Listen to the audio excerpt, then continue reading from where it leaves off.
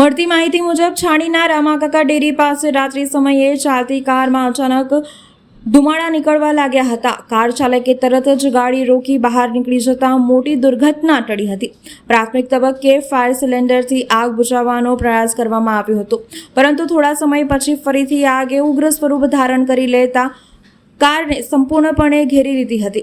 આ બનાવની આસપાસ લોકોમાં દોડધામ મચી ગઈ હતી। સ્થાનિકોએ તરત જ પોલીસ અને ફાયર બ્રિગેડને જાણ કરી હતી, જેના પગલે ટીમ ઘટનાસ્થળ ઉપર દોડી આવી હતી અને અડધા કલાકની ભારે જહેમત બાદ આગ ઉપર કાબૂ મેળવી લેવામાં આવ્યો હતો।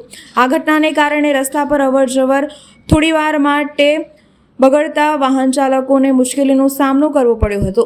ઉનાળાની સિઝનમાં આવા બનાવો વારંવાર બનતા હોય છે, જેથી વાહન માલિકોએ ગાડીઓનું નિયમિત નિરીક્ષણ કરાવવું જરૂરી છે।